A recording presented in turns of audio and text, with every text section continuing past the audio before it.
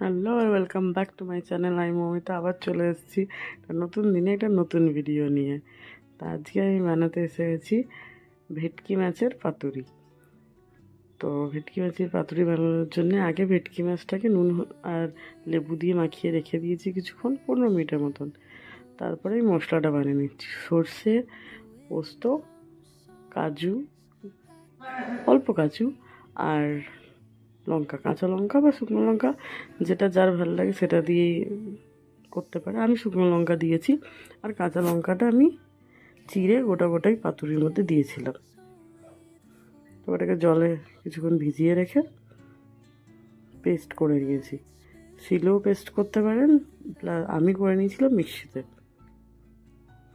তো ভালো করে পেস্ট করে ওই পেস্টের সাথে নুন, হলুদ, অল্প 3-4 দানা চিনি আর সর্ষের তেল, অনেকটা করে সর্ষের তেল দিয়ে ভালো করে মাছগুলোকে ম্যারিনেট করে দিয়েছি। মানে মাছগুলোকে ভালো একটা মাসাজ দিতে হবে এই সব কিছু দিয়ে। আর তারপরে ওটাকে ম্যারিনেট করে 30 মিনিটের মতন রেখে দিতে হবে।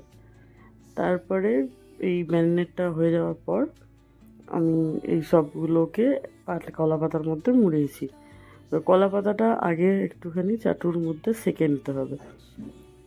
এটা আমি আবার থেকে বলে দিই, ম্যারিনেটে আমি দিয়েছিলাম ওই পেস্টটা, যেটা সর্ষে, পোস্ত আর কাজু আর লঙ্কা দিয়ে বানিয়েছি। তার ওপরে হলুদ, নুন, সর্ষের তেল আর 2-3 দানা চিনি দেওয়া হয়েছে।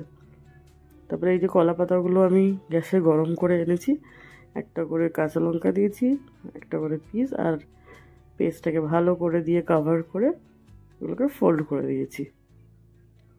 আমি এগুলোকে সুতো দিয়ে বাদ দিইনি, আপনারা চাইলে সুতো দিয়ে বাঁধতেও পারেন। আমি স্টিমে বানাবো, তেলে ফ্রাই করেও পাতুরি করা যায়, ওটার একটা আলাদা টেস্ট আছে, ওটা একটু আরও মানে ভালো খেতে হয়। আমি এটা স্টিমে বানিয়েছি বিকজ আমাদের স্টিমটা খেতে ইচ্ছা ছিল। ও নাহলে তেলে ফ্রাই করেও, মানে চাটুর উপরে তেল দিয়ে হালকা হালকা করে সেঁকে সেঁকেও বানানো যায়। আমরা এটাকে স্টিম করেছি। তো এরমভাবে আমি 1-2টো দেখিয়ে দিলাম আপনাদের। এরমভাবে আমি ফোল্ড করে নিয়েছি। এরপরে এগুলোকে স্টিমে বসিয়ে দেবো। এরম করে সবগুলো মুড়িয়ে দিয়েছি। আর এই যে এক পাশটা হয়ে গেছে, আবার ওটাকে পাল্টে অন্য পাশটাও স্টিমে বসিয়েছি। 2 পাশটা উল্টে ভালো করে স্টিম করে নিতে হবে। আর তারপরে এই যে এরকম দেখতে হয়েছিল, খেতে খুবই ভালো হয়েছিল, আমাদের তো খুবই ভালো লেগেছে।